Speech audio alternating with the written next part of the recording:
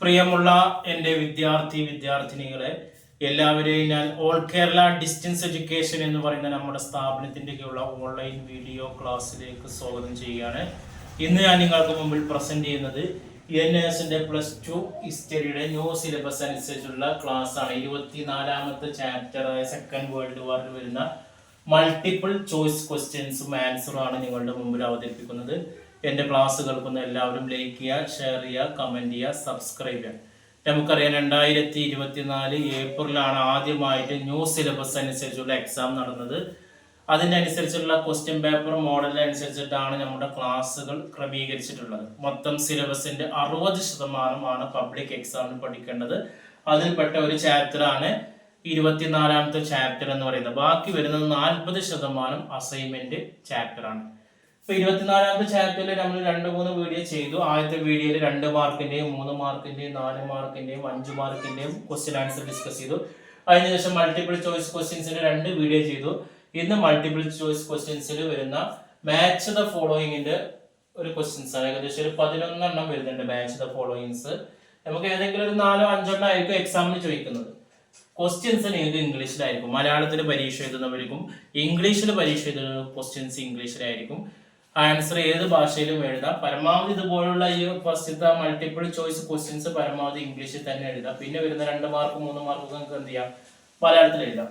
Okay, ഫസ്റ്റത്തെ match the followings ആദ്യത്തെ 5 items ആണ് ആദ്യം പറയുന്നത്. ന്യൂ ഡീൽ എന്ന് പറയുന്നത് USA ബന്ധപ്പെട്ടാണ്. രണ്ടാമത് റിച്ച് ഫാർമേഴ്സ് എന്ന് പറയുന്നത് കുലക്സ് എന്നാണ് പറയുന്നത്. ന്യൂ എക്കണോമിക് പോളിസി, പുതിയ സാമ്പത്തിക നയം USSR ആണ്. കളക്ടീവൈസേഷൻ എന്ന് പറയുന്നത് കോപ്പറേറ്റീവ് ഫാംസ് ആണ്. കോപ്പറേറ്റീവ് ആയിട്ട് ഫാംസിലാണ് കളക്ടീവൈസേഷൻ വരുന്നത്.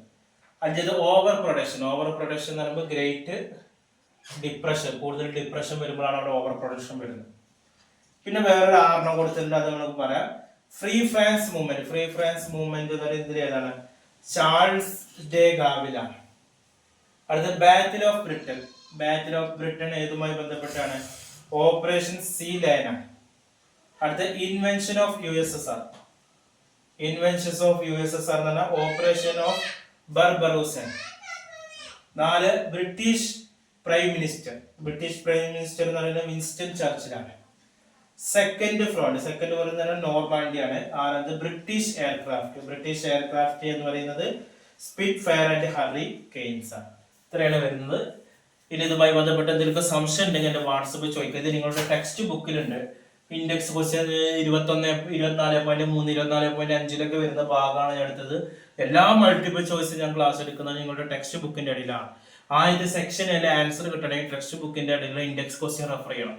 2 mark 3 mark 4 mark 5 mark guide നോക്കി പഠിച്ചാലും മതി. ഓക്കെ, കൂടുതൽ വിവരങ്ങൾക്കും നമ്മുടെ ചാനൽ നിങ്ങൾ സബ്സ്ക്രൈബ് ചെയ്യുക. എല്ലാ വിഷയത്തിന്റെയും മലയാളത്തിലെ ഗൈഡുകൾ ആവശ്യമുള്ളവർ വാട്സപ്പിൽ കോൺടാക്ട് ചെയ്യുക. അഡ്മിഷൻ സംബന്ധമായ കാര്യങ്ങൾക്ക് 1 മാസം കൊണ്ട് 2 മാസം കൊണ്ട് 3 മാസം കൊണ്ട് 6 മാസം കൊണ്ട് SSLC +2 ഇന്ത്യയിൽ മുഴുവൻ സ്റ്റേറ്റുകൾ നമ്മൾ അഡ്മിഷൻ കൊടുക്കുന്നുണ്ട്. അഡ്മിഷൻ എടുക്കുന്ന എല്ലാവർക്കും ഫ്രീ ആയിട്ടുള്ള ടെക്സ്റ്റ് ബുക്കുകൾ, ഗൈഡുകൾ, അസൈൻമെന്റുകൾ, പ്രാക്ടിക്കൽ റെക്കോർഡ് എല്ലാം നൽകുന്നുണ്ട്. അതേപോലെ തന്നെ ബോസ് എഡ്യൂക്കേഷൻ ഓൺലൈനായിട്ട് SSLC +2 എഴുതുന്ന ബോസ് എഡ്യൂക്കേഷന്റെ SSLC +2 നമ്മൾ നൽകുന്നുണ്ട്. ഇഗ്നോ ശ്രീ നാരായണ ഗുരു യൂണിവേഴ്സിറ്റിയുടെ ഡിഗ്രി PG അഡ്മിഷൻ നൽകുന്നുണ്ട്. കൂടുതൽ വിവരങ്ങൾക്കും അഡ്മിഷനും കോൺടാക്ട് ചെയ്യേണ്ട വാട്സപ്പ് നമ്പർ നമ്മുടെ ചാനലിന്റെ ഡിസ്ക്രിപ്ഷൻ ബോക്സിലുണ്ട്. അത് നിങ്ങൾ കോൺടാക്ട് ചെയ്യുക. 9037114679. Okay, thank you.